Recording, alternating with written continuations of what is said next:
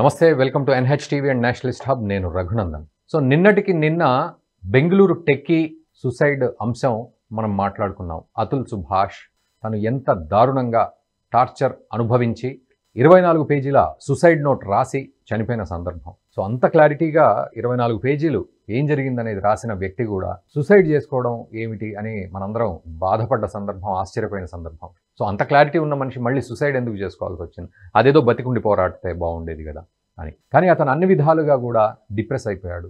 ఏ రకంగా చూసినా న్యాయం జరిగే పరిస్థితి అతనికి కనబడలేదు. జస్టిస్ ఈజ్ డ్యూ అని చెప్పి, అంటే న్యాయం ఇంకా జరగాల్సి ఉంది అన్న ఒక స్టిక్కర్ కూడా అతుకుబెట్టి, ఆయన ఫోన్కున్న అన్ని పాస్వర్డ్లు కూడా తీసేసి తను 24 పేజీలు రాసి అక్కడ పెట్టి అతని డాక్యుమెంట్స్ అన్నీ కూడా అతని పక్కనే పెట్టుకొని ఉరి వేసుకొని చనిపోయిన సందర్భం. సో ఇది మరొక ముందే మరొక అంశం తెర మీదకి వచ్చింది ఆంధ్రప్రదేశ్లో ఒకానొక ఊళ్ళో ఇద్దరు దంపతులకు తన అన్న కువైట్లో ఉన్నాడు. సో కువైట్లో భార్యాభర్తలు ఇద్దరు ఉన్నారు. తన కూతుర్ని తన బంధువుల ఇంట్లో పెట్టి వెళ్ళాడు ఆయన కువైట్కి. అయితే ఆ బంధువులకు వరుసకు తాత అయ్యే వ్యక్తి బంధువుల ఇంట్లో పెరుగుతున్న అమ్మాయిని కొంత అసభ్యకరంగా ట్రీట్ చేసే ప్రయత్నం చేస్తూ ఇబ్బంది పెట్టడం జరిగింది. అయితే ఆ అమ్మాయి అది తట్టుకోలేక కువైట్లో ఉన్న తల్లిదండ్రులకు ఫోన్ చేసి విషయం చెప్పింది. సో తల్లిదండ్రులు హుటాహుటిన మొత్తానికి ఇక్కడికి రావడం, పోలీసుల కంప్లైంట్ ఇవ్వడం, ఆ తర్వాత ఈ వెళ్ళిపోదాం అనుకుంటున్న క్రమంలో ఇదంతా కూడా తాను 13 నిమిషాల వీడియో పెట్టాడు తండ్రి. ఆ వీడియోలో మొత్తం డీటెయిల్స్ ఇచ్చాడు. సో నేను చూచాయిగా చెప్తూ ఉన్నాను. సో ఏం జరిగిందంటే, పోలీసుల కంప్లైంట్ ఇస్తే వాళ్ళు కనీసం పెద్ద పట్టించుకున్న పరిస్థితి లేదు, మందలించి వదిలేశారు. ఆ ముసలాయన మళ్ళీ అదే పని చేస్తూ ఉన్నాడు. ఆఖరికి ఆ పాపను అడిగితే ఆ ముసలాయన తన ఒంటి మీద ఏమేం చేశాడో క్లియర్గా చెప్పింది తల్లికి. ఆ తర్వాత తండ్రి రంగంలోకి దిగాడు. కువైట్ నుంచి రంగంలోకి దిగి ఆ ముసలాయనను ఒక పెట్టుబెట్టి మర్డర్ చేసి అక్కడి నుంచి వెళ్ళిపోయాడు కువైట్కి. వెళ్ళిపోయి అక్కడి నుంచి ఈ 13 నిమిషాల వీడియో రిలీజ్ చేశాడు. అసలు ఏం జరిగింది, ఎందుకు చంపాల్సి వచ్చింది, పోలీసులు ఎందుకు నిర్లక్ష్యం వహించారు, ఎవరి తప్పు ఎవరి బాధ్యత, ఇవన్నీ కూడా పాపం ఆయన ఆవేదనతో మాట్లాడారు. ఇక్కడ ఈ రెండు అంశాలు కూడా కొంత సిమిలారిటీస్ మనకు కనబడుతున్నాయి. సో ఏమిటి ఆ సిమిలారిటీసు, అండ్ చట్టము న్యాయం ఏం చేస్తోంది మరి?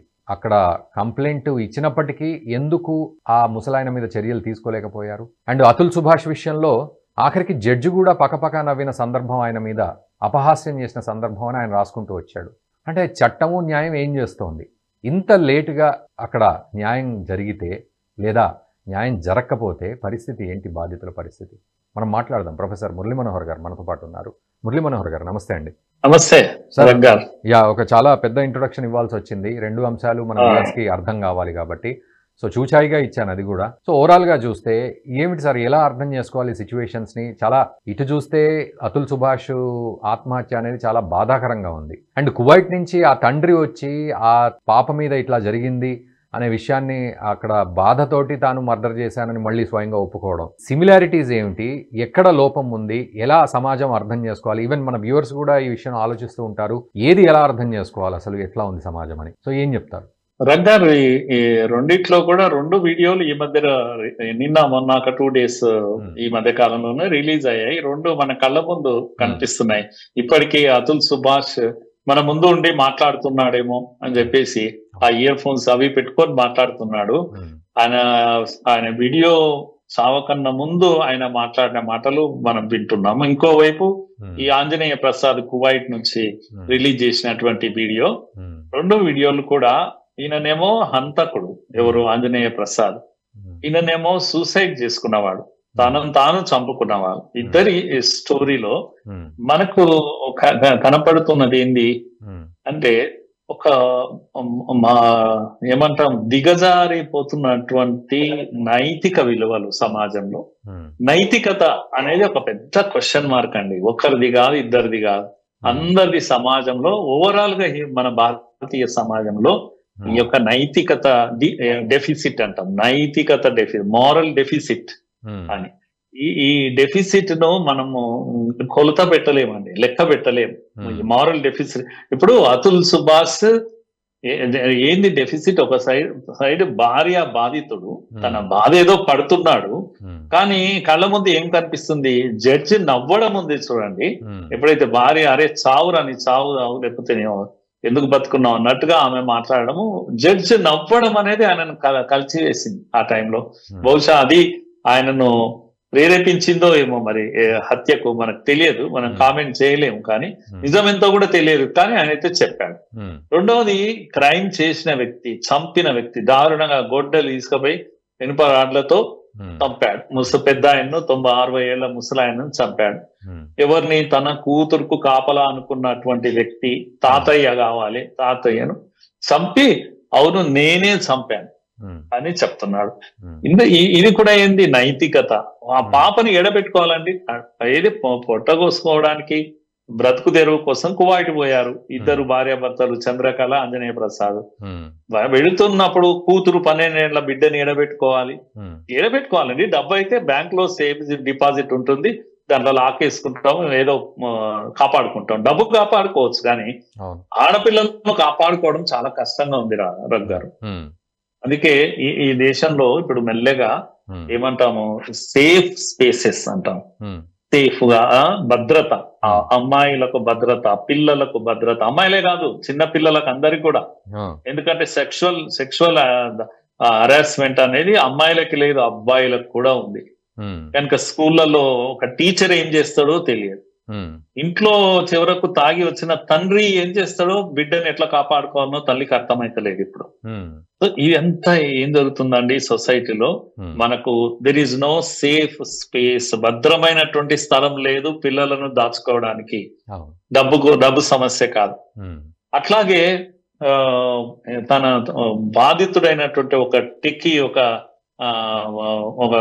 గొప్ప చదువుకున్నటువంటి అతుల్ సుభాష్ కూడా ఎవరు ఏడ చెప్పుకోవాలి తన బాధకు? ప్లేస్ లేదు, ఏడ చెప్పుకోవాలి, వినేవాళ్ళు లేరు. ఇక్కడ తన కూతురు కాపాడుకోవడానికి పోలీస్ కు చెప్పాడు. ఏది మన అన్నమయ్య జిల్లాలో అది జరిగింది. మంగపేట గ్రామము. పేరుకు వీళ్ళు కుమాయిట్లో ఉన్న మనసంతా ఇక్కడే ఉంది. బిడ్డ ఎట్లా అని ఇక్కడే ఉంది. బిడ్డనేమో ఫోన్ చేసి చెప్తుంది, అమ్మ ఇట్లా అవుతుంది, తాత కావాలి, అంజనీయులు ఆయన పేరు. ఆ తాత ఇట్లా చేస్తున్నాడు, అట్లా చేస్తున్నాడు, ఏం చేస్తున్నాడో చెప్తుంది. చెప్పాక వీళ్ళకి అర్థమైపోతుంది ఏం చేస్తున్నాడు.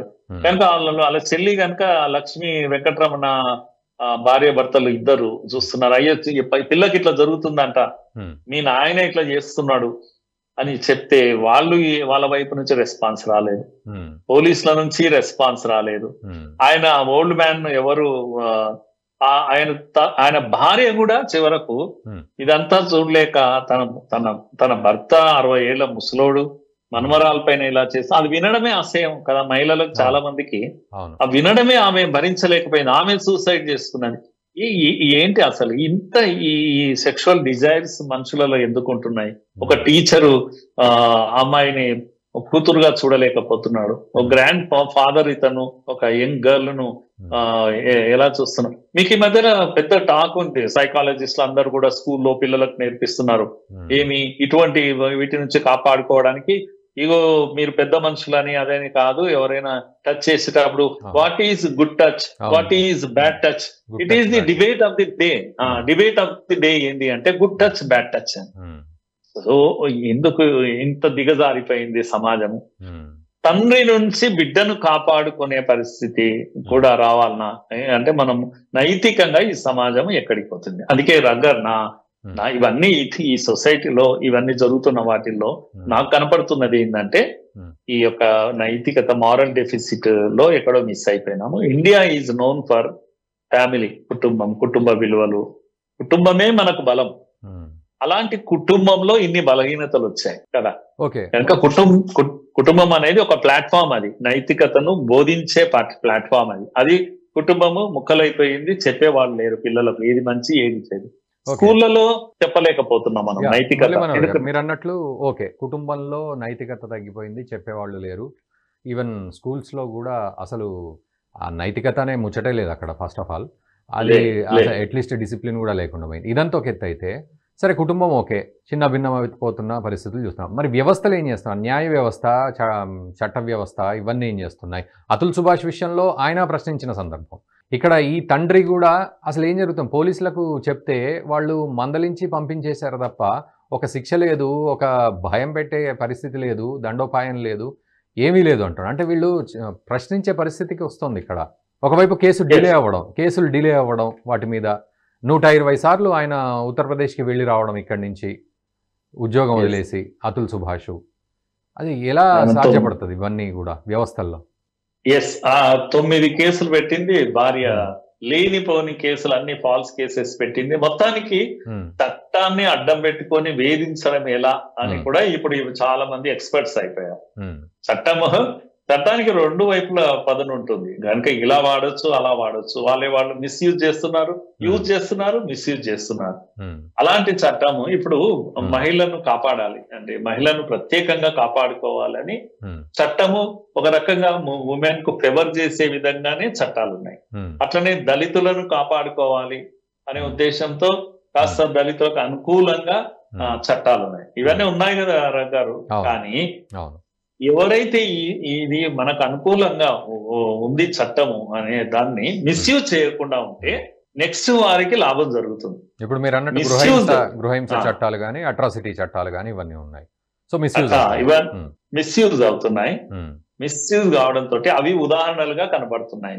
ఇప్పుడు ఈమె మీద ఆయన ఎలా పెట్టిపోయాడండి, నా అస్థికలు కూడా దయచేసి పెట్టండి, నాకు జస్టిస్ రాలేదు, జస్టిస్ న్యాయం చేశాకనే నా అస్థికలు నదిలో కలపాలి, లేకపోతే మురికి దీంట్లో వేయండి, కాలువలో పడేయండి అని చెప్పేశాడు. ఎంత కసిగా అంటే నాకు న్యాయం జరగాలని కోరుకుంటున్నాడు ఆయన. కనుక ఇప్పుడు ఆ ఉమెన్ ఏమో ఈయనను చట్టాన్ని ఉపయోగించి అనేక సార్లు డౌరీ అడిగినట్టుగా ఇవన్నీ పెట్టింది ఆమె. కనుక ఇప్పుడు నేనేమంటున్నా అంటే ఎంటైర్ ఉమెన్ కూడా ఆలోచించే టైం వచ్చింది. చట్టం మీకు అనుకూలంగా ఉన్నప్పటికీ కూడా ప్రతిసారి మగవాడిని వేధించడానికి లేదు చట్టము. కనుక జెండర్ మనం ఉమెన్ ఎంపవర్మెంట్ గురించి చాలా చర్చ చేస్తాం కదా రాజ్ గారు.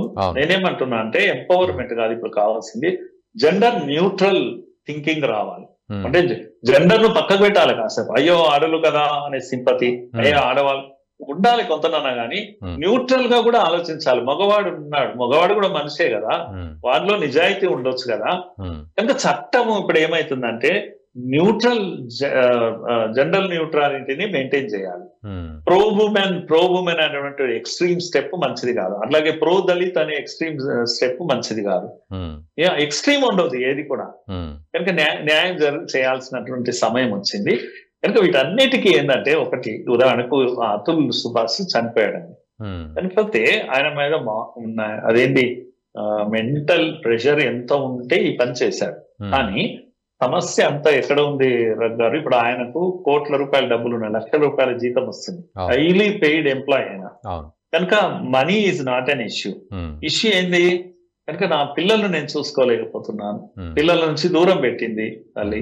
తర్వాత ఉత్తరప్రదేశ్ కు పరిగెత్తాలి ప్రతి కేసు కూడా అయినా, బెంగళూరు నుంచి. ఓకే, లేదంటే జాబ్ వదులుకోవాలి. ఇవన్నీ ప్రెషర్ కదా, ఇవన్నీ మానసిక క్షోభ అంటాము గారు. ఈ మనస్సుతో మాట్లాడుకుంటే క్షోభ ఉండదు. నా పాయింట్ మీకు అర్థం ఏంటుంది, మనిషి ఎప్పుడైనా సమస్య ప్రపంచంలో ఎక్కడ లేదు, మనస్సులో ఉంది, బ్రెయిన్ లో ఉంది, మైండ్ లో ఉంది. కనుక ఈ ఏమంటాం మైండ్ ను ఏమంటాం దాన్ని నియంత్రణలో ఉంచుకొని too much of extreme emotions కు గురి కాకుండా ఉండడం అనేది ఎడ్యుకేషన్. ఇది మన దగ్గర జరగడం లేదు. సోషల్ స్కిల్స్ లేవు, తర్వాత ఇంటర్పర్సనల్ స్కిల్స్ లేవు. ఇదంతా కూడా సబ్జెక్ట్ లో భాగం ఒకప్పుడు. ఇవన్నీ సబ్జెక్ట్ లో భాగం. ఇవేవి లేవు పిల్లలకు, మొదటి నుంచి చిన్నప్పటి నుంచి రావడం లేదు. అంటే ఒకటి సార్ మురళీ మనోహర్ గారు, మీరు అన్న పాయింట్ తో ఏకీభవిస్తూనే మరో ప్రశ్న. ఇప్పుడు మన భారతదేశం విషయానికి వస్తే మనం కర్మభూమి, ధర్మభూమి, సిద్ధాంతం, ధర్మం కానీ కర్మ సిద్ధాంతం ఇవన్నీ మాట్లాడతాం. సో పాపం పుణ్యం అని మాట్లాడతాం, భయపడతాం, పాపం చేయాలంటే భయపడతాం. సరే, ఇవి కానప్పుడు ఆల్టర్నేట్గా ఆలోచించినప్పుడు ఒక ప్రజాస్వామ్య వ్యవస్థగా చట్టము, న్యాయం ఆల్టర్నేట్గా ఇవి మనల్ని చూసుకుంటాయని మనం నమ్ముతాం. సో అటు అది లేదు, ఇటు ఇది లేదు అనే పరిస్థితుల్లో అతుల్ సుభాష్కి కానీ లేకపోతే ఇప్పుడు ఈ తండ్రికి కానీ వేరే ఆల్టర్నేట్ ఏముంది? ఇప్పుడు అట్లాంటి సిచ్యువేషన్స్, ఇప్పుడు అమెరికాలో ఇన్సూరెన్స్ క్లెయిమ్స్ సరిగ్గా ఇవ్వట్లేదు అని ఆ కంపెనీకి సంబంధించిన సీఈఓని ఒక అతను హత్య చేస్తే, ఆ హత్య చేసిన అతనికి విరాళాలు వస్తున్నాయి, దాదాపు లక్షల్లో విరాళాలు వస్తున్నాయి. ఎస్, మంచి పని చేసావు నువ్వు అని. సో ఇది కూడా లేటెస్ట్ అప్డేటే. అంటే మన సైకాలజీ ఎటు వెళ్తుందంటే, వాడు అంత అధర్మంగా చేస్తున్నప్పుడు వాడిని ఏదో ఒకటి చేస్తే అప్పుడే ధర్మం అయిపోతుంది. మరి ఇప్పుడు ఇక్కడ చట్టము, న్యాయము వీటి పరిస్థితి ఏంది? పోలీసులు రెస్పాండ్ అవ్వట్లేదు, జడ్జిలు నవ్వుతున్నారు అంటున్నారు. ఎట్లా నమ్మకం కుదరాలి మనకి? బాగా చెప్పారు మీరు. ఎగ్జాక్ట్ గా మనం కూడా అమెరికా దిశలోనే ప్రయాణం చేస్తున్నాం. అమెరికాలో ఏ యొక్క సైకాలజికల్ సైకియాట్రీ అంటాం. సైకియాట్రీకి చాలా డిమాండ్ ఉంటుంది అక్కడ. మన దగ్గర సైకియాట్రీకి డిమాండ్ ఉండదు. అరే మెంటల్ డాక్టర్ అని అంటారు. వాడు పాగలగాడు ఏంటి, వాడు ఆ డాక్టర్ దగ్గరికి పోయినాను. కానీ కామన్ మ్యాన్ కూడా అక్కడ పోతాడు. ఎందుకంటే అందరికీ మానసిక సమస్యలు ఉన్నాయి. ఇప్పుడు మానసిక సమస్య అనేది అతిపెద్ద రోగం. ఇప్పుడు ఎయిడ్స్ కన్నా భయంకరమైనటువంటి రోగం. ఈ రోగం అమెరికాలో ఉంది. అమెరికాలో చిన్న పిల్లోడు కూడా గన్ తీసుకొని అప్పుడే స్కూల్లో 10 మందిని కాల్చేస్తాడు, బయటకు వస్తాడు. ఇది ఏంటండి, ఇది మానసిక, అమెరికా అంత డెవలప్డ్ కంట్రీ, మరి మానసిక రోగం కాబట్టి ఏం రోగం ఇది? కనుక నేనేమంటున్నా అంటే మన దగ్గర ఉన్న బలం, మన బలమే ఆధ్యాత్మికత. ఆధ్యాత్మికతనే మన బలం. ఇన్నాళ్ళు మనకు తిండికి లేకున్నా పేదరికం ఉన్నా కూడా మనం ఇలాంటి మానసిక రోగాలకు గురి కాలేదు. మన దగ్గర మెంటల్ హాస్పిటల్స్ లేవు, చాలా తక్కువ. మెంటల్ ప్రెషర్ కొరకు వాడే మందులు కూడా తక్కువ వాడతారు ఇండియాలో. ఇప్పుడు ఇండియా కూడా మెల్లగా ఆ వైపు పరిగెత్తుతుంది, ఆ దిశలోనే పరిగెత్తుతుంది. ఇండియాలో కూడా మెల్లగా చట్టాలు రాబోతున్నాయి. తల్లిదండ్రులు పిల్లలను కొట్టడానికి వీల్లేదు అమెరికాలో అయితే. కనుక రేపు ఇండియాలో కూడా వస్తాయి ఇటువంటి చట్టాలు. అవన్నీ పిచ్చి చట్టాలు. ఇండియాలో మొరాలిటీ కంట్రోల్ చేసింది, నైతికతనే కంట్రోల్ చేసింది, కుటుంబం కంట్రోల్ చేసింది, కుటుంబంలో ఉన్న ఆధ్యాత్మిక విలువలు ఇండియాలో ఇవన్నీ కూడా మానసిక సమస్యలు లేకుండా చేసింది. ఇప్పుడు మనం మెల్లమెల్లగా మానసిక సమస్యల వైపు వెళ్తున్నాము. పోర్నోగ్రఫీ మన ఇండియాలో విచ్చలవిడిగా నడుస్తుంది. అంటే ఇంత ఈ బూత్ బొమ్మలు ఇవన్నీ టీవీలో, మొబైల్ ఓపెన్ చేస్తే పిల్లోడు ఏం చూస్తున్నాడో తెలియదు. ఇంత విచ్చలవిడిగా వాడి ముందర అన్ని పెట్టి, డ్రగ్స్ పెట్టి, పోర్నోగ్రఫీ పెట్టి, అన్ని పెట్టి ఆయన నిష్ఠతో ఉండాలి అని అంటే ఎట్లా కుదురుతుంది? కుటుంబంలో విలువలు బోధించారు, పుస్తకాల్లో విలువలు బోధించారు. మీరు సత్యము మాట్లాడాలి అంటే హరిశ్చంద్రుని కథ తెలియాలి కదా, తెలిస్తే కదా. శ్రీరాముడి కథ తెలియాలి కదా, రాముడి దగ్గర ఏకపత్ని వ్రతుడు అంటే ఏందో తెలియాలి కదా చిన్నప్పుడే. అది సెక్యులర్ ఎడ్యుకేషన్ మన నైతికతను దెబ్బతీసింది. కనుక సెక్యులరిజం అనేది కేవలం రాజకీయ పార్టీల సమస్య కాదు. ఇది మన కుటుంబంలోకి వచ్చింది, మన ఇంట్లోకి వచ్చేసి ఓట్ల కోసం ఏమో సెక్యులర్ విద్యను ప్రవేశపెట్టారు, ఆధ్యాత్మికతను తొలగించారు, విలువలను తొలగించారు. అందుకే నేనేమంటున్నా అంటే there is no one solution. ఒకటి పోలీసింగ్, మారల్ పోలీసింగ్, పోలీస్ లో మొరాలిటీ, తర్వాత ఫ్రెండ్లీ పోలీస్, ఇలాంటివన్నీ రిఫార్మ్స్ రావాల్సిందే. జ్యుడిషియరీలో రిఫార్మ్స్ రావాల్సిందే. అలాగే ఎడ్యుకేషన్ లో రిఫార్మ్స్ రావాలి గారు. ఎడ్యుకేషన్ లో చాలా పెద్ద రిఫార్మ్స్ రావాలి. ఎన్ఈపీ ఇప్పుడు ఏదైతే ఉందో పొలిటికల్ అవసరాల దృష్ట్యా చాలా రాష్ట్రాల్లో రాలేదు, మన దగ్గర రాలేదు. కేసీఆర్ వద్దన్నాడు, లేకపోతే ఇంకేదో కాంగ్రెస్ కర్ణాటకలో రాలేదు. కనుక ఇది రాజకీయం కాదు విద్య అనేది. మన పునాదులు కదిలిపోతున్నాయి. నైతికతో కూడినటువంటి విద్య ఎన్ఈపి కస్తూరి రంగన్ గారు ఇచ్చారు. అది వెంటనే ఇంప్లిమెంటేషన్ రావాలి. నెక్స్ట్ జనరేషన్ కాస్త విలువలతో కూడిన విద్యార్థులు, యువకులు తయారు కావాలి. ఇది మతంతో సంబంధం లేదు, నైతికత వేరే, మతం వేరే. సో ఇవి కామన్ మ్యాన్ ఈరోజు చర్చ చేయాల్సిన సమయం వచ్చింది. కనుక కేసు ఇది కేవలము ఈ అమ్మాయి 12 ఏళ్ల అమ్మాయి దారుణానికి గురైంది, ఆంజనేయును చంపాడు, వృద్ధుడు ముసలాడు ఇలా చేశాడు, బాగా చంపాడు అందామా, అయ్యో చంపడం తప్పే అందామా, మనకే తెలియదు. కనుక సూసైడ్ చేసుకోవడం తప్పందామా, లేదు ఆమె వేధించడం ఇతన్ని తప్పందామా, లేదా జడ్జ్ అలా నవ్వడం తప్పందామా? ఎక్కడనే తప్పు పడతాం మనం అంతా కూడా. ఇన్ జనరల్ గా సొసైటీ, యాజ్ ఎ కమ్యూనిటీ మనము ఈ డెఫిసిట్ తో బాధపడుతున్నాం. ఈ రోగం ఏ రోగము అంటే నైతికత అనేటువంటి లోపంతో నైతికత మీకు రక్తహీనత ఉంటే పర్వాలేదు, ప్రాబ్లం లేదు ఇంకేదన్నా రోగం ఉంటే ప్రాబ్లం కాదు. కానీ నైతికత లోపం తోటి మనము బాధపడుతున్నాము. యాజ్ ఎ కమ్యూనిటీ మనం ఈ రోగం నుంచి బయటపడాలి. ఎయిడ్స్ ను మనం అడ్డుకోగలిగినాం ఈ దేశంలో.